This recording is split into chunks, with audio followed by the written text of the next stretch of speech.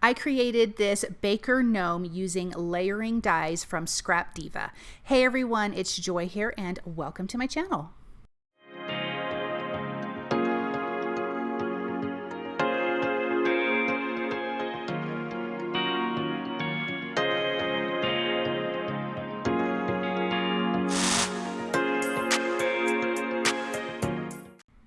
I'm guest designing for Scrap Diva and I cannot wait to share this super cute baker gnome with you.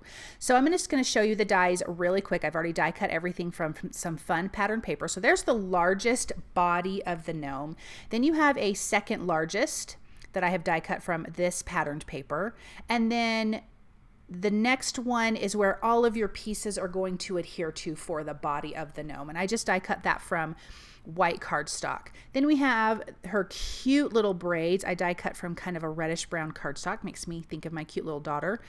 We've got our fun chef's hat. I die cut twice. I'll show you why. Then we have our rolling pin that I've die cut from two pieces and a cute little heart that I die cut from some pattern paper that looks like a strawberry. So there is the kind of the dress or the outfit of the gnome. And then we have her nose and her hands. And then we have some other little pieces that I'll talk about as we put this together. So I want to cut, there is some embossed lines from the die cut. I want to cut out a strip to go across my hat. Now the pattern paper I'm using here is Prima Marketing's Strawberry Milk, and I don't believe that it is a thing anymore. I think they don't have these papers. I've just had this in my stash for a long time and want to use it. If I can find it, I will have it linked for you below along with everything else that I used, but that may not be something I can find.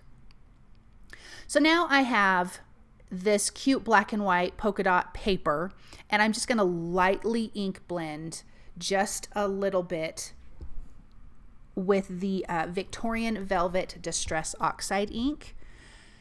It's so cute. I used, or these little black and white dots patterned paper are from scrapbook.com from their Berry Sweet patterned paper. Cute. I just thought that'd be fun to bring that in there. Then I'm going to do that same ink blending around the edges very lightly. I don't want to overdo, but I really do want everything to be cohesive. And on that little black and white dot patterned paper, it was just too white to go with that really pretty strawberry patterned paper, if that makes sense. So I just decided to ink blend, and then, you know, where do you stop? You just have to keep going. So I did it on that pattern paper. I was really debating on that pink and white striped in the background, but I did it anyways, just a little bit, and I think the whole thing looks really good. So just a little bit of ink blending. I have to say, this gnome is so darling. I just love that she has a chef's hat. I love to bake. I love to cook. So she is like right up my alley. I'm going to add a little bit of that Victorian Velvet pink to the top of her nose and just kind of to the base of her hands to give a little bit of something extra, so it doesn't just look so plain because everything else is ink blended. Then I am using Scorched Timber to add a little bit of distressing to her braids and also to the rolling pin. Now these darker just colored cardstock is from scrapbook.com's neutrals paper pad. So they have different colors of neutral colors, which is really nice to have when you have a project like this that you just need different colors. That same Scorched Timber just on the handles of that cute little rolling pin. Okay, I'm going to clean up my hands and my workstation because I don't want to get ink on everything because I just do those things. All right, so this is going to be stacked. I'm not going to add any foam adhesive behind these pieces. I am going to add some foam adhesive behind the hat and the braids and the rolling pin. So I'm going to center that. I love that you can see that little pink and white edge. And now everything has a little bit of ink blending, if I can get it on here straight. You guys know I struggle all the time. And then let's adhere that white piece. You can make, obviously, any of these pieces any colors that you want. I did white because everything's going to be covered up but her shoes, essentially. So you'll see how that's going to come together in just a minute. So I wanted her shoes to be white. I'm going to add that strip that I trimmed down from the other hat And that just kind of separates and gives this chef's hat a little bit of dimension between the top and the bottom. So, and then we glued on that, or I glued on that piece for the rolling pin. We've got her little braids. So there's these little strips that look like little hair ties to me. I'm going to do that at the top, but at the bottom, we're going to do some flowers. So we'll bring those in just a little bit. So I'm going to add a little bit of foam adhesive behind, I think this is 2mm foam adhesive. Yes, it is 2mm foam adhesive behind the chef's hat. I did this because I want to be able to slide the braids up underneath after we put her little dress on. And I want the braids to have some foam adhesive, but they're only going to have a 1mm foam adhesive. So I'm going to put this in place, get it lined up, and then her little dress piece, her little body piece, whatever you want to call it, is going to slide up right underneath. And I'm also lining it up at the bottom. There's little pieces at the bottom that it lines up. So now you can see that she's got little shoes or little feet there. And then 2mm foam adhesive for her nose, but I'm going to slide it up. I'm going to place the foam adhesive at the bottom of her nose and slide it up over the chef's hat. And look at how cute that is. Wait till we get her braids in, you guys. They're so cute.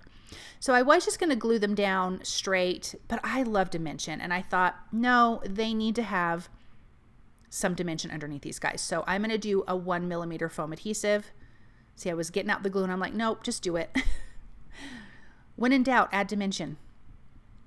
So just a little strip of that, and then I can just slide those guys right underneath.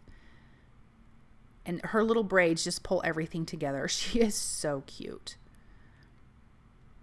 I'm just making sure I'm getting everything lined up with the white piece underneath. So it's like a guideline. So you know exactly where all of your little elements need to go. And this little braid was giving me an issue, but how cute is that? Oh my gosh, she's turning out so cute. Then we have that cute rolling pin and her little hands, and I'm going to place her hands one on top, one on the bottom, and then this little heart here. So there's a button heart, and then there's also a little tiny heart in the die set. I took the tiny heart and put it on that patterned paper that we used for her body and for her chef's hat on top of a little strawberry and cut it out so it looks like a little strawberry. It is so cute, and I want to glue that right in the center of that rolling pin. And of course this needs foam adhesive, so I am going to do 2mm on this. So it's a little bit taller than her braids, and I'm going to put that at an angle. I just think it turned out so cute. And she also does have a little mug, so you could do that as well. Then I have these flowers from Prima Marketing, and again, I've had these for a long time, so I don't think a lot of these are still available. Again, I'm going to list what I can, but you can find something. You know, there's something that you can get, and if I can't find it, I will try to find something comparable and put it in the description. So I'm going to put those flowers at the bottom of her braids, and then we're going to put some flowers on her hat. I'm going to start with a big pink one, a little bit of liquid glue, and a 3mm foam adhesive, and then there's other little pieces of flowers that I'm going to adhere. And I think these are the indigo flowers, I think. I could be wrong. And then a little bit of greenery. How cute is she? Then we need to make a background to adhere her. You could make her in a shaped card, which would be really cute, but I did not want to do that. I wanted her to have a background. So I'm ink blending with Victorian velvet around the edges, and then I'm also going to splatter a little bit with Victorian velvet just to give the background a little something, but I didn't want too much because I wanted her to stand out. I'm stamping a sentiment from Honeybee Stamp that says, the stamp set, excuse me, is called What's Cookin'. And the sentiment says, whisking you a sweet birthday, which to me is perfect for this card. And I stamped that with Victorian velvet, and I am going to use the coordinating die to die cut out this sentiment. So I'm going to tape that in place, run that through my die cut machine, and then I'm going to add some foam adhesive behind it. I only add it on part of the sentiment because part of it's going to be overlapping the little gnome here. So let's adhere that down with some liquid glue on a little bit of a tilt, and then I'm going to put that sentiment in place. So a little bit of liquid glue underneath the part that's going to overlap the gnome, and then 2mm foam adhesive on the other side. And this is an A2 size card, which measures 4 1/4 by 5 1/2, or 5 1/2 by 4 1/4. And I'm going to add a little bit of liquid glue so that will adhere down to the gnome. Look at how cute she is, you guys. I love this die. I definitely want to make something else with it. I just think she's so, so cute, and I think the layering dies are fabulous. Thanks so much for stopping by and watching. I hope you enjoyed this project. I hope you feel inspired, and hope you guys have a really awesome day.